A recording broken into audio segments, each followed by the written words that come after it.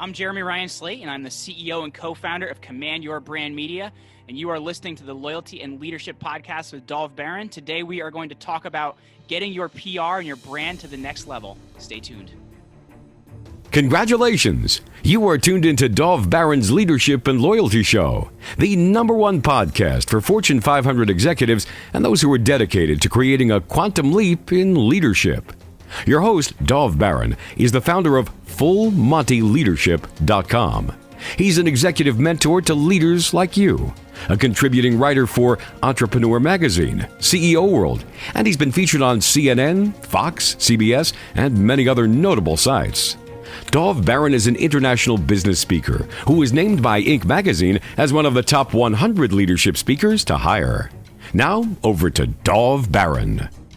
Welcome, dear friends, fans, and fellow aficionados of leadership excellence. Thank you for joining us on this episode of Leadership and Loyalty Tips for Executive, part of the Full Monty interview series. I'm your host, Dov Baron. I'm the founder of Full Monty Leadership, and I'm here to assist you tapping into the one thing in your business that changes everything. Let me ask you, are you committed to up-leveling your leadership? Do you think you might be able to learn a little bit of something from somebody who studied at Oxford or continues to study Alexander the Great, Lorenzo de Medici, maybe Cesare Borgia, somebody who's competed as a champion athlete? Maybe. We'll stick around, you'll find out. Remember, you can chat about this episode or any past episodes inside of our Facebook and LinkedIn groups. Just simply look for the Leadership and Loyalty Podcast. If you're a new listener, new viewer, thank you for joining us. Strap yourself in, we're about to go full Monty.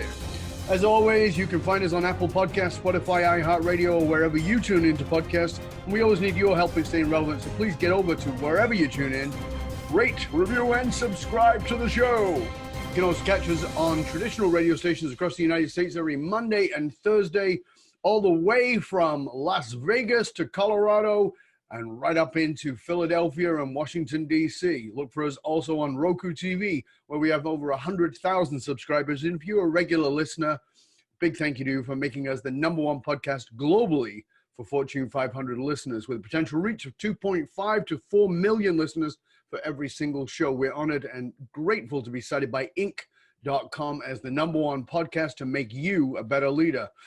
And did you know that you can also catch us on Google Home and Alexa by simply saying, play Dov Baron Podcast? Again, thank you for sharing the show with everybody you know. All right, let's strip it down, dive right in. As a leader, whether you're a CEO, someone in the C-suite, a sales leader, or entrepreneur, leader in any capacity, you know that branding and positioning and PR are top of mind in all industries these days. The question is, what could you learn about those things if you were starting to study Alexander the Great? I don't know if you know, but there was no internet in those days. What about Lorenzo de Medici or Cesare Borgia? Again, no internet in those days. So what could you learn? Well, let's find out together. Our guest on this episode is Jeremy Ryan Slate. He studied literature at Oxford University and is a former champion powerlifter turned new media entrepreneur.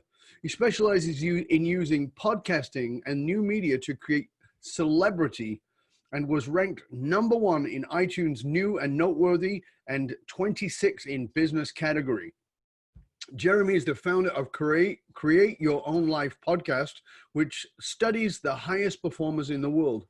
Jeremy was named as one of the top 26 podcasts for entrepreneurs to listen to in 2017 by CIO Magazine and Millennial Influencer to follow in 2018 by BuzzFeed.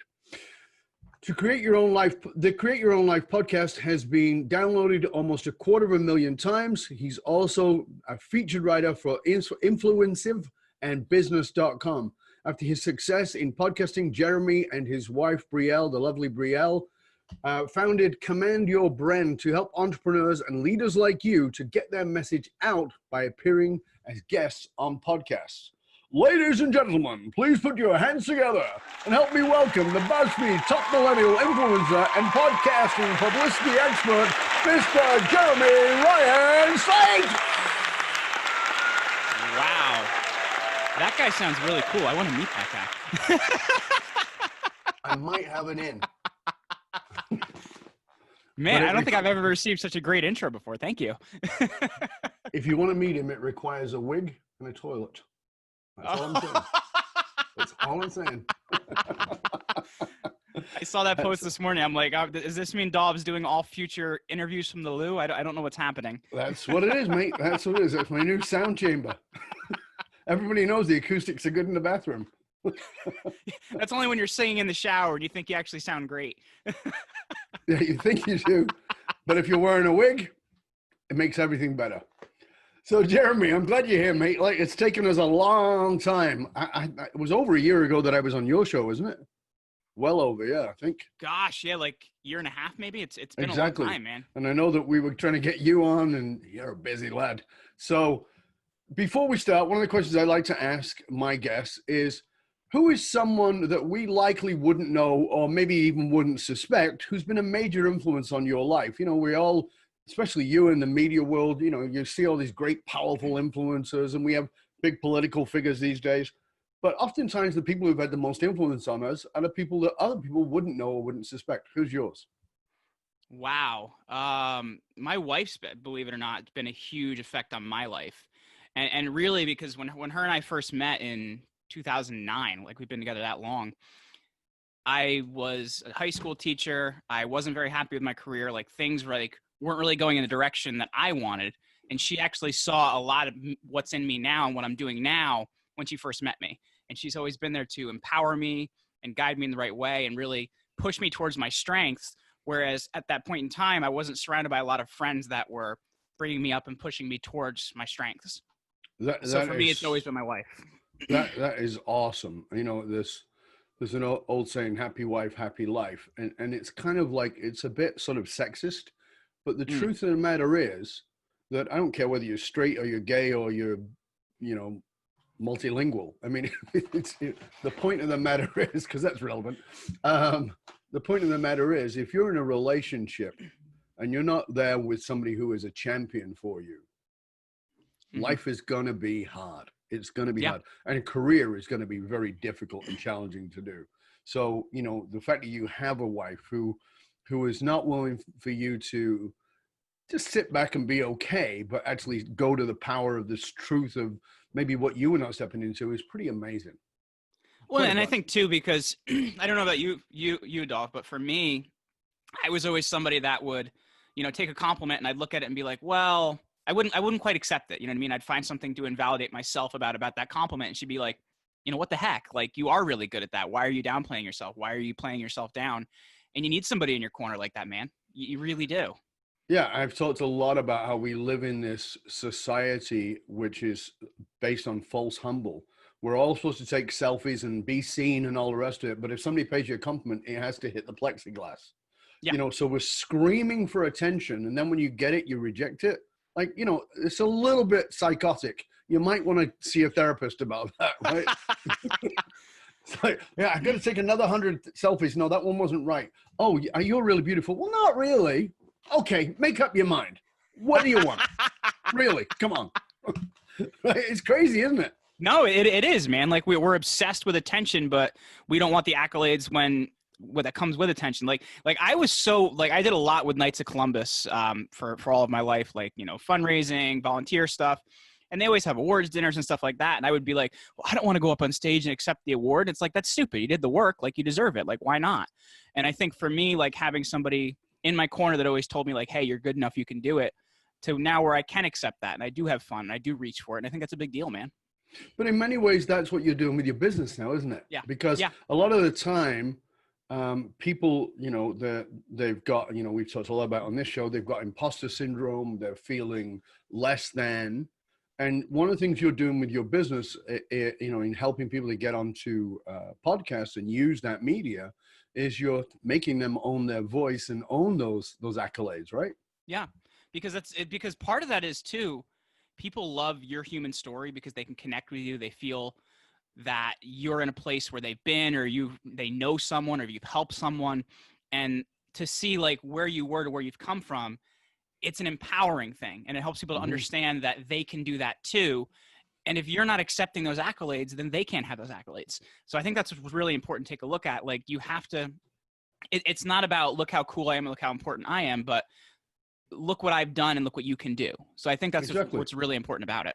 Yeah, in all the work that we do with leaders and helping them to get out there and be leaders and speak and all those things, and I always say the most powerful thing you'll ever share is your vulnerability. That Mm-hmm. willingness to show your humanity is what lets other people go, it's possible for me. I get it, you know. And that's why we all love rags to riches stories, because they tell us that. We tell us it's possible, and that's important. We all need that. Well, and two, I just interviewed an amazing guy. His name's Eric LeGrand. He's from here in New Jersey, and he played football for Rutgers University, American football for Rutgers University. Oh, you And, mean football that doesn't use your feet? yes, exactly. Okay, good. Okay. And he was paralyzed in a game in 2010, and because of that, he's actually making a bigger impact now, because he said, I'm not going to let this get me down. I'm not going to let this stop me. There's other people that have seen me, have seen how I'm pushing, and they're continuing to push because I am. So I think that your story is so vital to helping others understand what they can do. Absolutely. So talking about stories, you studied literature at Oxford. Tell us a little bit about that, because that's a bit of a story right there. Where are you from? New Jersey? New Jersey, yeah. And you studied not the island of Jersey, New Jersey. Yeah. You studied. Oh, hold on a second. You studied what? Where? Is this a cartoon? Like, what's going on here?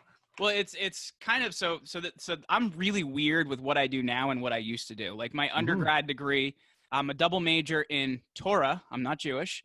And world religions. I've always been interested in spiritualism and religion and like where we come from. And I was one of the highest grades in that program, did very well. So my university, Seton Hall University, actually paid for me to then do a literature program at Oxford. So that was very cool. I actually became really close friends with a gentleman named Walter Hooper, who manages the property of C.S. Lewis, the author from the UK that has since passed on. So I got to hang out at Lewis's house. I got to chat with Mr. Hooper, did a lot of amazing stuff. Here's a fun fact. There's a bar in Oxford called the Eagle and Child, and it's where Tolkien and Lewis used to sit and drink beer and talk to each other. And I got kicked out of that bar on the 4th of July, 2009 for singing the U.S. national anthem after one too many beers. Seems appropriate. But I've always followed my curiosity in that way. And I find that when we follow our curiosity, we're more open to understanding other people, more open to understanding other cultures. And that's also what's led me into history, especially Roman and Greek history, and a lot of the historical figures that I'm very interested in. And I think because I've been willing to explore that, it's helped me to understand other people better and also expand my worldview. And I've seen it also the more I've traveled as well. So you studied world religion. You and I talked about before that's one of the things we have great in common. And then you studied Torah. Why? Any particular reason you studied Torah? I mean, as you said, you're not Jewish. You were born Catholic, isn't that correct? Yes. Yeah. Right. Yeah. So, I grew up Catholic. So studying Torah seems a little odd. I became really good friends with a lot of the professors. So I'm that weird kid that got to be friends with all my professors and like hang out with them and went to dinner with them. Yep. So I got to be really good friends with a lot of the professors in the Jewish history area. So I studied a lot of Jewish mysticism, a lot of things like that. I wrote a graduate paper in undergrad about all the different sects of Judaism and actually what they were looking for in a Messiah. And it's crazy, man. It's like it's all over the board. Like there was Reform Judaism that they thought it wasn't going to be a person, it was going to be a time. So there's all these different things, and it was always interesting to me. So I don't have a great answer for that other than I've always followed my curiosity, and it just seemed really interesting to me. Yeah. But, as you and I talked about previously in off camera, off mic conversations, a degree in literature. Let me think. Even from Oxford, that seems like a great career for unemployment. and it was when I got out of school, man. Like there weren't people lining up to hire those people. Yeah. I think Microsoft is no. It's Google. They're actually not. There's nobody lining up to give a guy, even from Oxford, a job with a degree in literature. Yeah. Well, then I did my master's after that, which ended up being in ancient history. So that's an even more unapplicable skill. Yeah. But the plan for me was to be a college professor, and I really honestly didn't work hard enough at it. I applied to one PhD program, which was NYU. I didn't get in. And I didn't push any harder than that. And after that, I actually ended up teaching at high school because it kind of seemed like what was easy enough to do. So I think also, if it's not your dream, because really teaching was my parents' dream. It's something they always wanted to do as being people that work very hard, but were high school graduates. Being a teacher was a big deal to them, and it wasn't my dream. And I think if it's not your dream, you're not going to push for it like you should. And I think that's the difference where my life was then versus where my life was now. Is now I'm pushing, I'm passionate, and I love what I'm doing. Yeah, and that's what I was going to ask you, because, you know, obviously you have this hunger to learn. It's one of the things you and I have talked a lot about, that both of us have this insatiable, crazy hunger to learn. Yeah, this hunger to learn, it took you in a direction which is Oxford and literature and ancient history and all those kinds of things. That's naturally led you to the idea of, okay, I'll be a prof, which allows you to learn more and write papers on those subjects. So why do you think for you that fizzled out? Because like you said, if it really was on fire for you, you would have kept pushing. You would have got into a PhD program, maybe not New York, but somewhere else, and you'd have become a prof for that. But you didn't. Why do you think it fizzled out? It wasn't my dream. As I said, like both my parents, they were high school graduates, blue collar people. I grew up in a small town that's about 5/8 of a mile in size. So like nothing really happens there. So it was a big deal to go to college, an even bigger deal to go to graduate school because nobody did that. And then studying in the UK made it even a bigger deal. So like it just seemed like going into education would be, I guess, kind of that next thing. But it didn't really matter to me, right? Like it was just a job. It was just a way that, you know, I would make money. But I didn't have a lot of purpose in it until I had to make a decision, like, what am I doing here? Like I said, I ended up teaching high school for 2 years after I got out of graduate school. And my mom actually had a really bad stroke in 2013. And she's still permanently disabled. She's lost all her language skills. She can't use the right side of her body, and she's not able to work anymore. And to me, that being a person that was so close to me in my life, it really shook me up, man. Like it made me like realize, like, what am I doing here? What's the long game, and what impact am I making? So did I figure it out right away? No. But then I went into a bunch of different things until I found something that worked. And it took a couple years to really make that work. But I kind of realized, like, what am I doing here? Like, what's the purpose of what I'm doing? Like, why do I care? I'm just going through the motions. So, you know, you talked about working in a high school. You know, so again, you've gone to Oxford, you've studied all these different things. You come back to the US, you're now working in a high school. You know, you're playing below par for sure. Yeah. Mm-hmm. And then you meet Brielle. You meet the girl who is now your wife. Talk to us a little bit about that transition, because you said she saw in you good stuff. Mm-hmm. But you had moved into a place that I see so often in so many, which is complacency. Yeah. Like playing way below the game of what they're capable of. You know, if somebody says to you, well, what does the kid who goes from New Jersey to study in Oxford end up doing? You don't go teaching high school. No. In some crappy little high school. You don't do that. You say someone else. So what I'm trying to get at here, Jeremy, is, do you think you knew that you were playing small? Do you think you knew every day when you went up to work in the high school that you were going, you know, I'm pissing this into the wind. 100%, man. I was sleeping 4 hours a night. I was angry every day. And the only outlet I had was working out. And that was in the time I was powerlifting. So for me, that was the only thing I looked forward to. And I was working out 2 hours at a clip. Every single thing I did revolved around my diet. Everything I did was poured into that because I had no other outlet. I had no other creativity. I had no other whatever.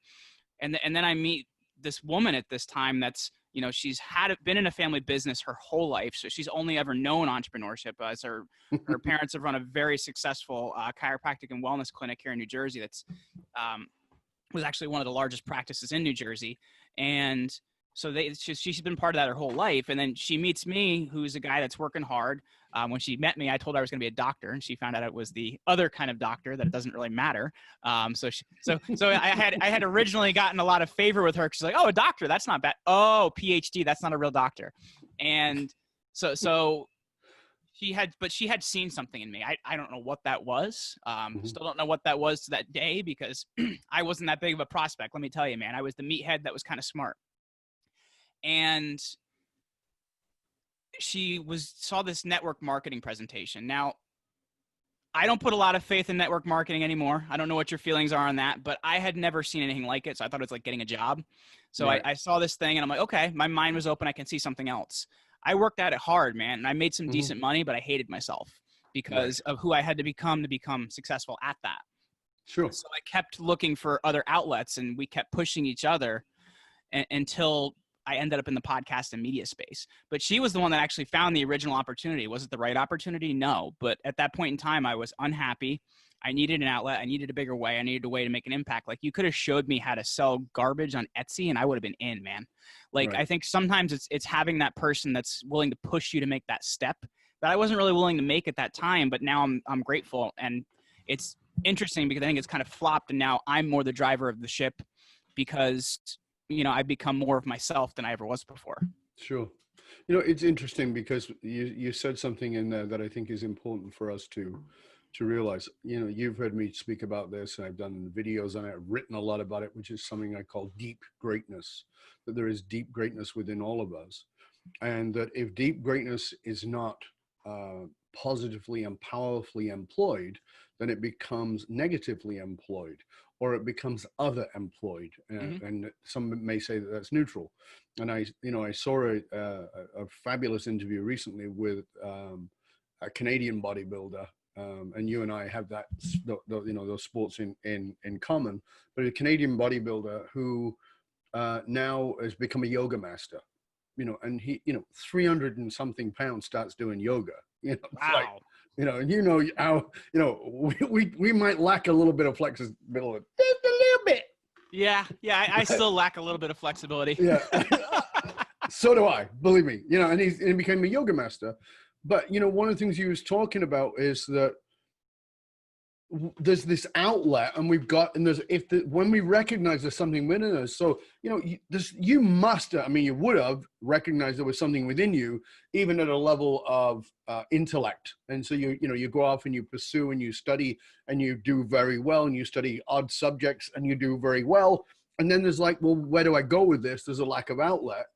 And then the lack of outlet becomes frustration and can become rage. In many people does. Yeah. I know it did for me.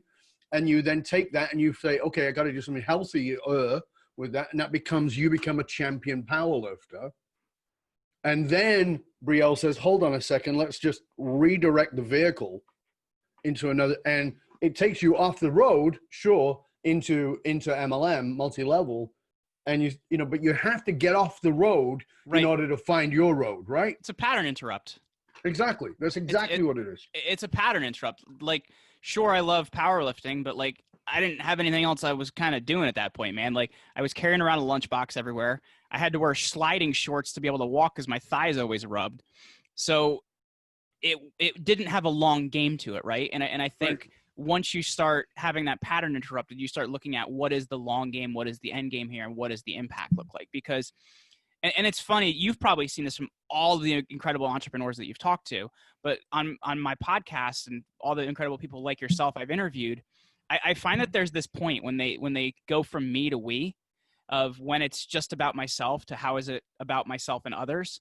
And I feel like for me, like, it wasn't huge in that standpoint, but for me, it became about others rather than just myself, because bodybuilding is very about you, man. It's very about like what you're creating and the aesthetics of what you're doing. And how many times can you watch pumping iron? Like at a certain standpoint, like, there is no further end game in that. Like, it's not helping anybody. You just kind of look big and jacked. So at that point in time, like, how can you make a bigger impact is I just see that transformation with so many people. And I guess for me, that was mine. Yeah. And some people I know, because of the people I work with privately, they're in roles that look spectacular. They're CEOs, they're chief innovation officers, they're chief medical officers. They've got $100 million entrepreneurial business, or they're an athlete or whatever it is, and they're still going, yeah, it's not quite the outlet yet. Now the rest of the world's looking at them and going, I want to be you when I grow up, but they know right? They're playing a game that's smaller, and they're never going to admit that outwardly in the world, but they feel that inside themselves. And I think it's a really important point because, you know, I talk, you know, as you know, one of the things I've studied and love is quantum physics, and Hugh Everett III's theory on multidimensional reality states that at every decision we create a new universe. Mm-hmm. Right. So, you know, one of the things I like about that is that there's a universe where you stayed in that small town in New Jersey. I don't want to know that guy. Well, but this is important, right? And you got a blue collar job. Mm-hmm. You didn't even bother with your education. You just got a blue collar job because probably, I would guess, because I grew up in a very, you know, working class poverty environment, but I would guess that a lot of people were saying, that's good. It's fine. You don't need to do anything else. Right. Mm-hmm. And, you know, and you're a strong lad. You can do that. Right. So you get a job, and there's a universe where you're that guy.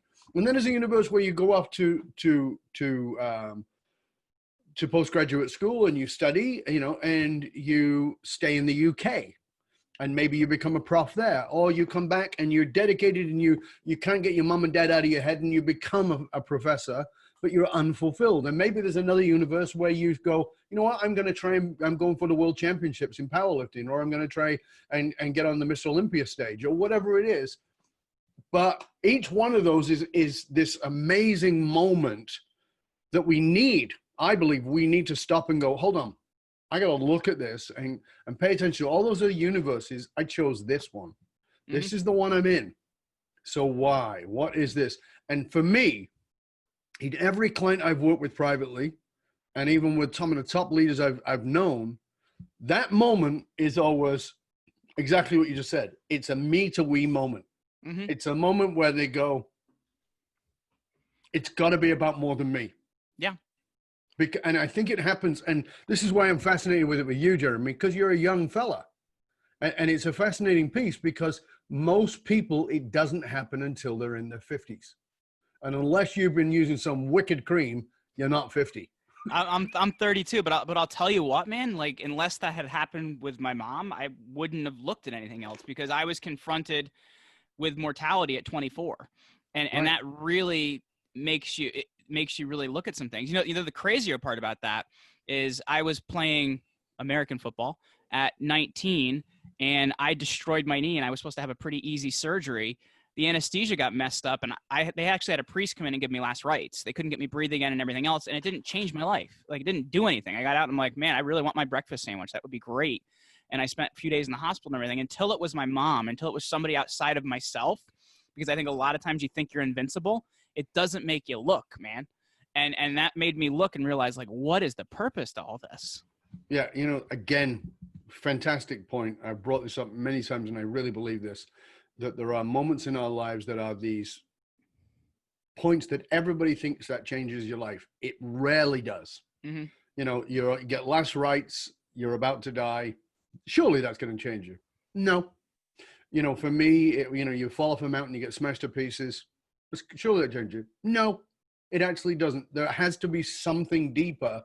And oftentimes, again, it's a me to we moment when you realize there's something bigger than you outside of you that you care about deeply, and you cannot keep playing this bullshit game. Yeah. Unless you step up into something bigger. I found that really interesting about you. I say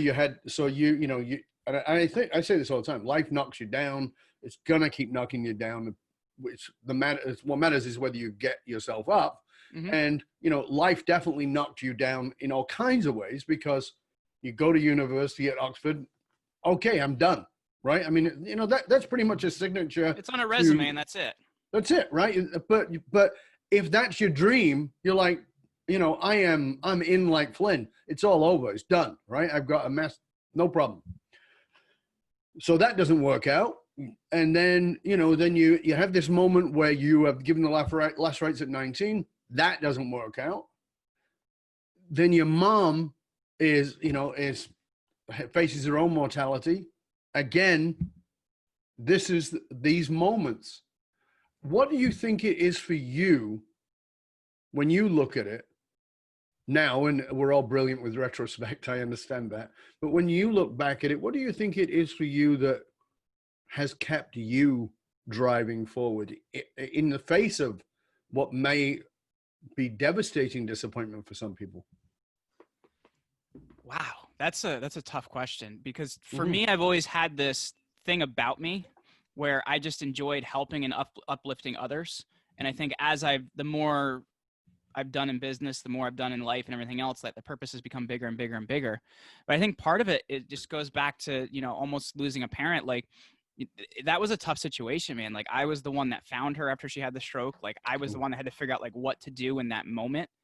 And when something happens to you, man, like, we think we're invincible, like you said, and we don't think anything's going to happen to us. But when it happens to somebody else and you realize, well, their story might have been over there. Their story might not have been told. That, anything they had left to do might not impact others. And where she's come from that point of, figuring out how to walk again, figuring out how to do a lot of things again, using an iPad to communicate. Like, she's figured out how to do so many different things, and she's inspired a lot of people because of that. So I'm a personal believer that there's a purpose to everything that occurs. It's how you're going to use that purpose and harness it to help others. And so for me, I've wanted to help people that I want to help people that are very mission driven. So I want to help people that have a mission to impact others, because as a person, I can only do so much. I'm limited. But if I find the right people that have really big missions, then my impact becomes amazing and global. And when you have that type of a viewpoint, there's so much you can do with that. But I think so many times people think about it's about me. But I'm like, okay, well, I'm finite. Like, there's so much I can do.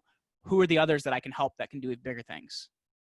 Yeah, but again, Jeremy, when we first met and I actually got to speak to you a little bit, it was one of the things that attracted me to you is that, I'm sorry, and I don't mean this to be ageist, but it's rare in your age group.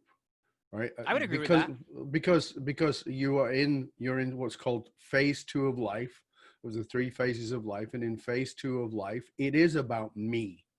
So, in phase 1, it's gimme, because I'm a child and I need that to survive. And some people are still in that at 60 and 70 years old. I know some of those. Yeah.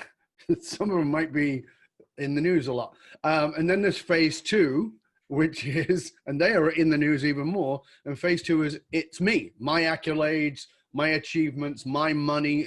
Everything starts with right? And phase 3 is then about legacy. It's about contribution. Some people never reach phase 3, but it's also extraordinarily rare to have people not necessarily dive in, but even put their toes in that water in their 30s or their 20s. It's extraordinarily rare. I know that I was at least ankle deep in it in my 20s, but I didn't realize how much more I could get into it. And I know that I was odd because I thought that way at that time. And, and it's one of the things I saw in you is that here's this guy who's got a build, who's a podcaster. I'm like, yeah, okay. Again, it's one of these wonderful things around the way human beings work. We make these ideas. I had a conversation with Justin Shank, with Adam.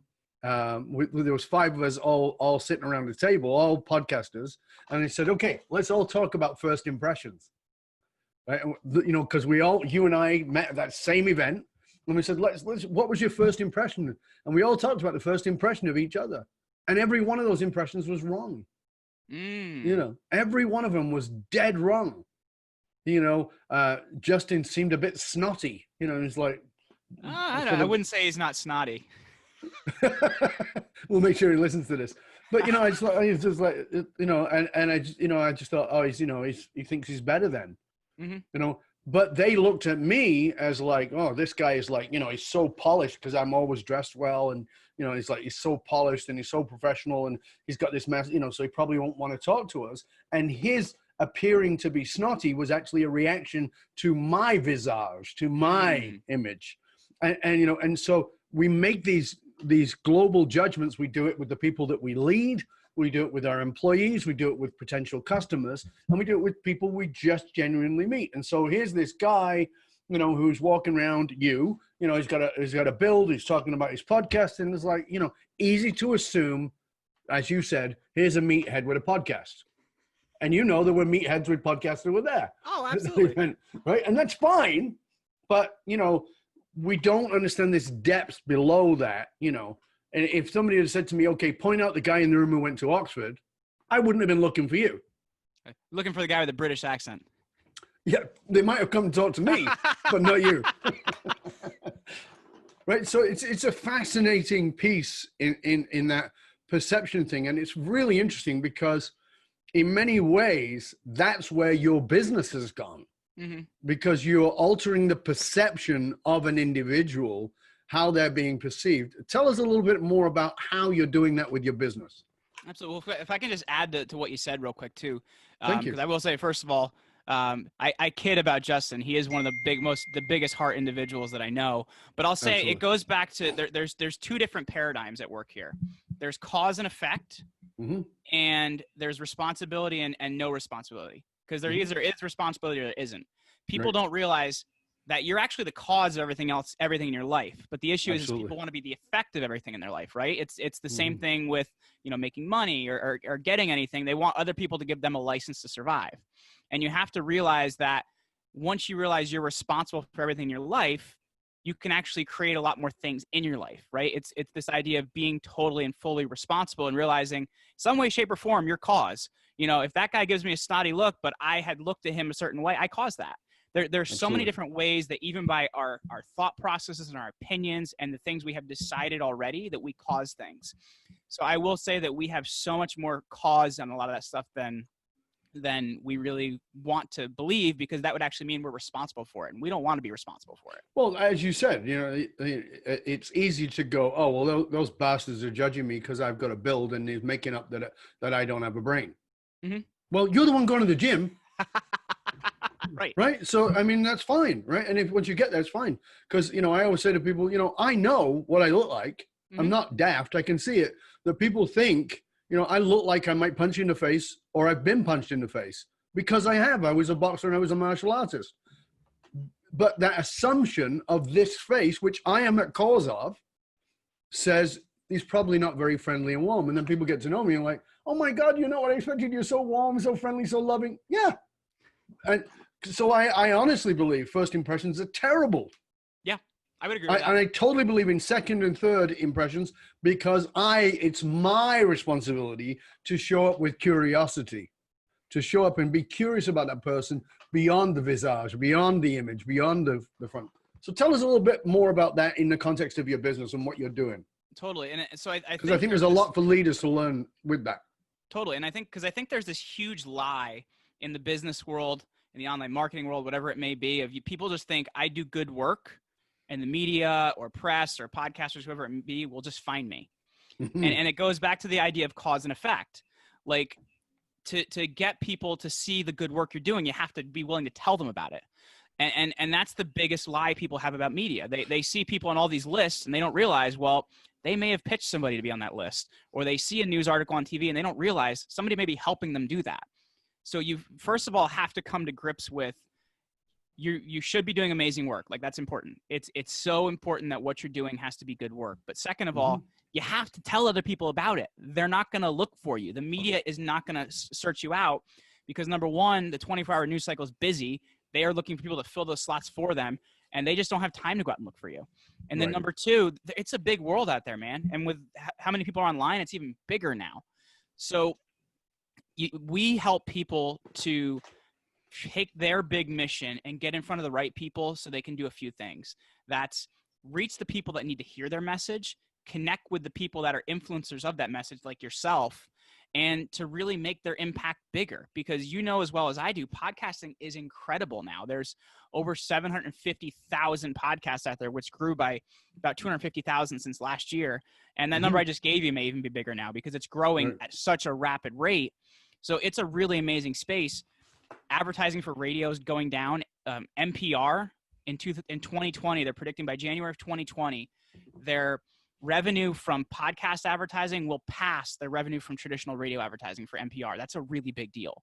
So this market's growing really fast. And if you look at the graphs of the last 20 years for advertising money made in radio, it's dropping pretty quickly.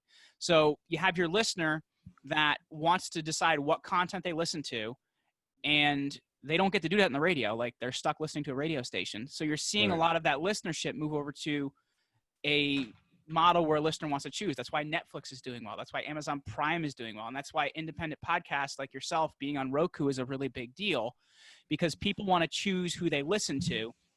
So we're in this really amazing time right now. You need to tell your story. You need to tell it to the right people. And podcasting is the perfect place to tell it because people are actually asking for it. Yeah. So talk to us about because I mean, you and I understand this because we understand some of the psychology around it, but that resistance piece around quote unquote blowing your own horn, because oftentimes the people who want to blow their horn should really shut up. It's so true. Yeah. As you know, I'm very subtle. But really, so a lot of people who want to blow their horn should shut up. And there's a lot of people who are just amazing who should speak up. So talk to us about, if a leader comes to you, whether that's an entrepreneurial leader or some other form of leader comes to you and says, all right, I'm thinking about doing this, but I'm very reluctant to blowing my own horn.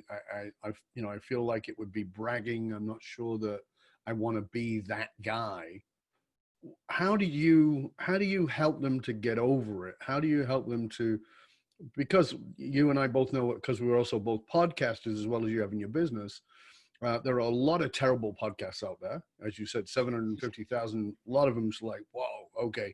Like, okay, go back to your granny's attic and practice a bit more. When only 18% of those even publish every 2 weeks. Exactly, right? So aside from that, there's also a lot of terrible guests. And I know I do a training that I train people to be podcast hosts and I train people to be podcast guests. And I know that you do that as part of your work too. So how do you help them get over that piece of feeling the discomfort? Because in many ways, it's very different. Even the CEOs who have been speakers, because they've have to, with their firm, they've had to go out and speak. But it's a different gig, a podcast. How do you help them get over it? Well, if they're listening here and going on, I'm thinking about going on a podcast, but I'm like, oh, I don't know. Well, here's the thing: is it's actually simpler than you think, right?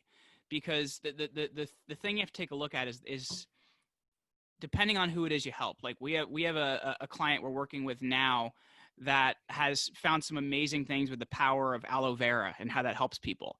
Well, that mission needs to get out there, right? And if he's the only one talking about it, so if he doesn't talk about it, nobody will. So you have to realize that your mission's bigger than you, and it's bigger than the discomfort that you're feeling right now, or the little bit of concern that you're feeling right now, because it's a fear. It's the fear of, well, what if you don't do it? If you're the one that has this breaking ground information, if you're the one that can help that audience, if you're the one that can move it forward, then nobody's going to help them. So you have an ethical obligation to get out there, help them, and help them move forward, because nobody else is going to help them do it, man. Like if you are as cutting edge as you think you are, then there's no reason you shouldn't be getting out there, because there's nobody else that's going to be supplying that message. I fully agree with you. One of my quotes from stage is, who will suffer if you continue to play small? Yes. Right. And that's one of my quotes from stage. At the same time, there's this myth. It's not a truth, but it's a very common myth, which is the most common fear among human beings is the fear of public speaking. It's actually not, and it's not actually death. What it actually is conflict, and the conflict that comes from being rejected. So what people are actually fearing is, if I get out there and they go, you're an idiot, right? Or they say, you're wrong. And that's what people are fearing. And so a leader goes out there and, everything is to some degree a theory. So, it's a theory of aloe vera until it becomes proved, you know, and the person can have proof, but nonetheless, there's going to be people coming at them with other theories. So how do you help a leader confront that part, the part that is the potential rejection? Well, here's the funny part is, and here's a great example of this. One of my really good friends was on my podcast recently, and we posted the episode on LinkedIn, and there was an extremely critical comment about him and who he is as a person. And I went and checked out this person's page. They had 452 followers on LinkedIn. And then I went and looked at all the other posts that he had. He was critical of about 50 other people in other different posts. So number one, yeah, rejection sucks, but you got to realize if people are rejecting you that hard, how much does their life suck? And how many other people are they doing this to? So I think that's the first thing you got to take a look at is the highest percentage of people out there, probably 80%, are people like that. They're just miserable. They're unhappy. And if it wasn't you, they'd be criticizing somebody else.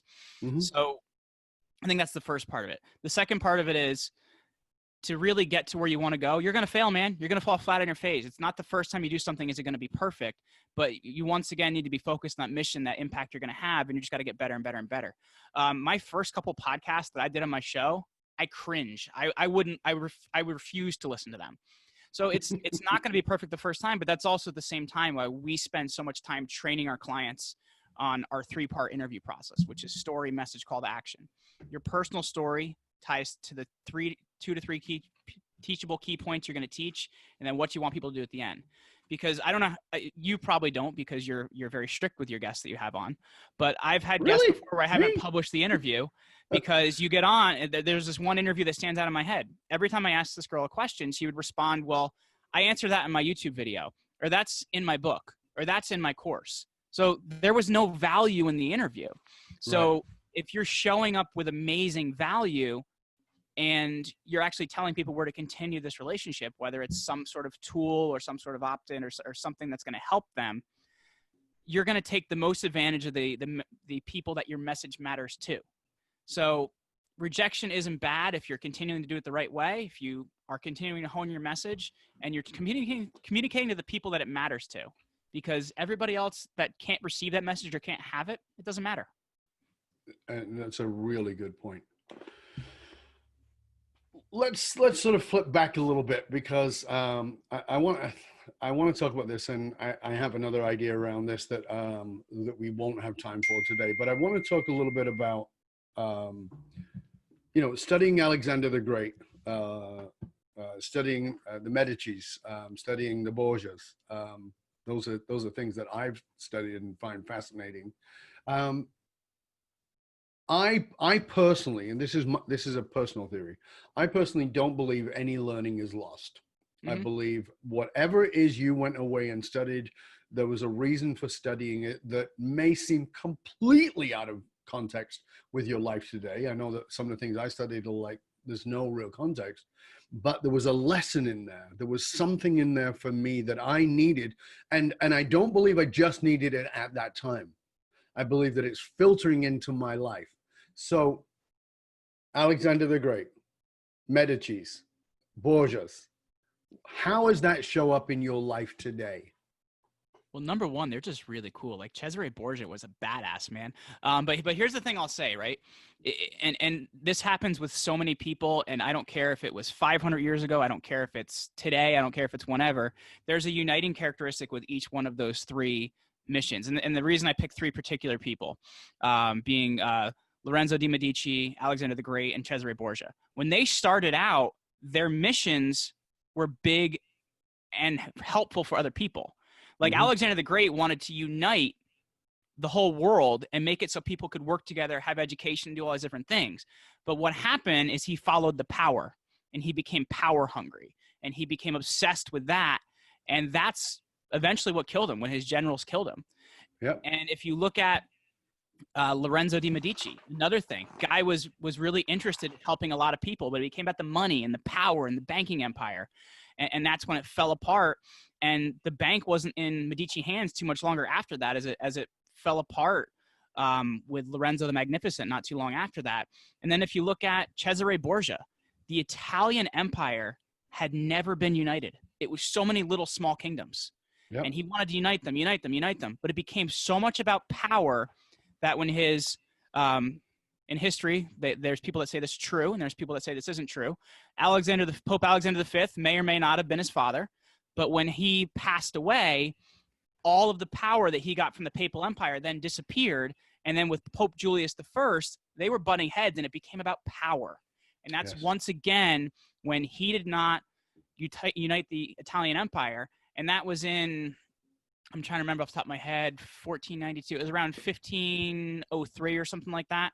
So it then took until the mid-1800s under Garibaldi that the Italian states were ever unified. So have a good purpose, stay on that purpose. If it becomes about power, it's over. And that's why it's really interesting to me, because that can apply to so many different people. Yeah, absolutely. It's fascinating to me because, as I said, I've studied those people, and I find them fascinating. Like you said, when I first studied, my sort of introduction to Medici was through The Prince, the book The Prince, which some people who are leaders will be very familiar with, right? And and it seems like it's this book of which was actually written for the Borgias. It was actually written to help the Borgia powers, right? The understanding of it, and it's fascinating that when I look back to the Medicis, you're absolutely right. They weren't about power and greed. They were actually about uniting and all these kinds of things. And it's interesting what you said about Alexander the Great, because here's a question. I know you'll like this one. In a battle between Alexander the Great and Attila the Hun, in the context of legacy, who would win? Wow. Well, I guess just to go back to your Borgia point, and then I'll bring this back. Yeah. Is Niccolo Machiavelli actually says that Cesare Borgia was the perfect prince, but the reason he failed is he counted on two things he could not control: his own health and the health of the Pope. But then going back to what you're saying here about Attila the Hun versus Alexander the Great. So here's in the context of legacy. In context of legacy, because wasn't it Attila? You have to correct me on this if I don't remember. Attila the Hun, isn't he the one with the most surviving relatives in humanity right now? That's it. That's so what it is. In terms of legacy, there's more people related to him. But then, in terms of education, Alexander the Great took Greek education and spread it so many different places. Now, a lot of that was destroyed under the Romans, but he took enlightenment and put it out there. So to me, yeah, there's a lot of people related to Attila, and that's cool. But Alexander's purpose was to enlighten a lot of people because he was a very educated guy. And that's what I think people don't quite understand about him. They just see this crazy guy on a horse with a sword, and they think of Colin Farrell. What a terrible representation that was. But you're right. I mean, 8% of the men in the region of Asia are related to Attila the Hun. He was prolific at spreading his DNA, let's call it that.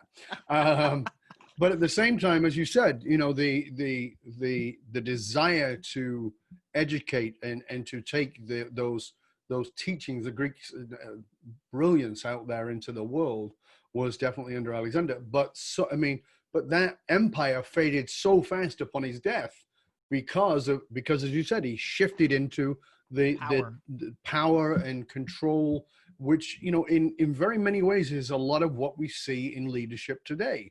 And I've talked a lot about this in my presentations. Is we've gone back to power, and whenever we focus back on power, then what we've got it's a result of a polarized mentality, and the polarized mentality is in using modern day politics. On the left, we have victims, and on the right, we have victims. And so what happens is we need a strong man to help us because we feel victimized, right? And so you get the rise of these dictatorial leaders, which we're now seeing globally. They're running Hungary, Brazil, the Philippines. There are many countries, and they're on the rise in a lot of other countries because of the feeding of victim mentality, as opposed to the spreading of leadership to the masses. It's a fascinating. So we come back to the very point you made earlier, which is this point of being at cause of your own life and empowering yourself to say, you know what? Justin Trudeau's not going to save us. Donald Trump is not going to save us. Boris is not going to save us. Putin's not going to save us. Any of the strong men or the charismatic ones are not going to save us. That we have a personal responsibility. And I believe with every fiber of my being, we are on a downward turn towards a revolution. And I think that revolution will be incredibly positive, but you definitely get worse before it gets better, because we have to get to that point you were making, which is personal responsibility. Massive. Right. Well, and the thing is too, is if you look at it this way, right? Like like power is on the bottom of the scale, right? Because it's very solid and it's very like hard and rough. Mm-hmm. And the higher you go up the scale, right, you get to creativity and ideas and art and education. And that's actually where you inspire people and create change and make things happen. But I think politics is the wrong game to be paying attention to. I have pulled out, mostly of politics. I have one podcast that I listen to called the No Agenda Show that kind of just lets you know what's happening one side or the other, and they make fun of the news. It's pretty great. And they try to stay pretty middle of the road, because I think that ignorance is how we lose rights and how we lose abilities. So you can't be ignorant. You have to understand, but you can't get sucked into that game, man. Like it's what we create and what we do and what we cause by what we're building in our businesses, the people we're helping, like what we're doing. That's how you actually change the world. You don't change the world by going to lobby for a law. Like, it doesn't work like that, man, because you're just adding more complexity to the complexity. The simplicity of creation is what's really going to change the world. Yeah, I fully agree with you. Listen, you and I could talk for a long time, but we're coming into we're coming into the lightning round. So let's jump into the lightning round of the show. What is a guilty pleasure for Jeremy Ryan Slate? So, do you know what a PSP is? Like a PlayStation Portable? They haven't made these things. They haven't made these things in like 10 years, but I still own the same one. And the last game I ever bought for it was Madden Football 2009. When I have free time, I will play that for hours. When I actually ever have free time, so that's my guilty pleasure. Is it really? Okay, yes. that is very cool. I like that. Tell us something that you learned recently that surprised you. Something I learned recently that surprised me.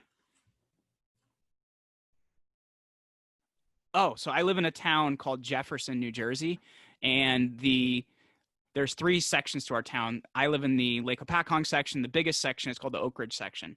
I found out not too long ago that whole section called Oak Ridge was owned by the Ringling Brothers, and their first mansion is actually still over in that town. And it really surprised me because I'm like, what? It's right here? What? Yeah, that's pretty cool. That's pretty cool. I'll tell you, because by the time this show comes out, we'll be getting prepped for my other brand new podcast that's coming out. And on that, one of the episodes actually several episodes, series of episodes, we're talking about urban adventures. And urban adventures are finding shit in your own town that you had no idea. That's so cool. And like, some of the things that showed up, like who's buried here, who was born here, that you just would never guess. And it's so cool when you find out things like that. It's actually, believe it or not, very popular in New Jersey. There's a whole book series and magazine series called Weird New Jersey of all the weird and interesting things that are here in New Jersey. Yeah, I'm sure there is. I am sure there is. In a parallel universe, what's your career? Can I be the Green Arrow? Because that'd just be kind of cool. You can be whatever you want. Oh, I'm going to be the Green Arrow, man. I'm going to be Oliver Queen. Why? Gets to wear a cape and a hood, and he's super athletic, and he's got arrows. Like, come on, man. Do you watch the TV series? I did, Arrow? But I kind of fell off after a while because it's kind of like too many episodes, not enough time, Yeah, it's actually filmed right here. Filmed mostly, they film a lot of stuff for that and Supergirl and The Flash in the park. Oh, you're in BC, right? I'm in Vancouver, right by the water in Cole Harbor, and so in The Flash, when you see that building is in, that's actually the entertainment center, and, and all those things. Like every time we're like, oh yeah, yep, I recognize that, yep. Well, I've seen all 14 seasons of Supernatural. I'm surprised I'm admitting this, which is actually recorded in BC as well. Exactly, all those. I mean, there's so much of those shows that are filmed right here, right? Like people come in, they're like, that was like the TV series years ago, MacGyver. Was filmed here. What? And the building that was the headquarters for where he worked. It comes down in a big block like this, and at the bottom it has crossover beams, right? Which is a really weird way for it to stand. But it was actually the first earthquake-proof building built in Canada, and it's right here. So they used that building. And when I interviewed the guy who actually created the show, And he says, "Oh yeah, I know Vancouver really well." I go, "I know you do." I said, "Because of this building." He goes, "That's exactly why I know it." That's awesome. Very cool, eh? Very cool.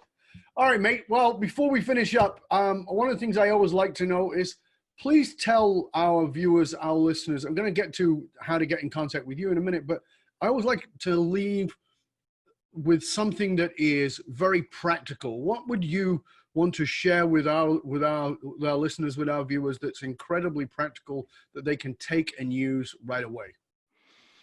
I would say, and this is just, I'm going to go back to press and media, is start using your local area, because most people don't do a very good job with that.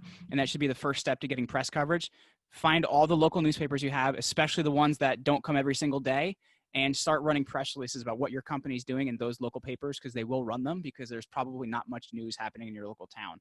So the fact that you're in a small town and you're using your local area is really going to help you. Most people totally neglect it, and they try to go too big too soon. So get the press releases to your local media. Yeah, because they'll probably run it.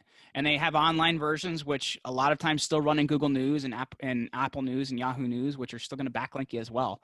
So it's kind of this like smaller backdoor way that a lot of people don't realize can have a bigger effect than some of these big media pieces, because a lot of them are no follow links anyway, so they don't help rank your website. Yeah, that is awesome. Thank you. And that's good. And it's really practical. So before we finish, I'd love for you to share with our audience, with our viewers, with our listeners, where they can get in contact with you, find out more about you and all the wonderful resources that you have. Absolutely. Well, I want to offer a exclusive thing to your audience, because I love Dov Barron's audience. Thank you, sir. That is a strategy session with my team to help put together your story, message, call to action, and help see how podcasts can help you. And that is exclusive to this audience. So if they want to head over to commandyourbrand.media/apply, they can get a call with a member of my team to help them take a look at that. And whether this is a relationship you want to take further or just take that information and apply it yourself, this is going to be such a valuable thing for you to do moving forward. So commandyourbrand.com .media. Oh, sorry. There you go. See, I'm glad you gave us that. Commandyourbrand.media/apply.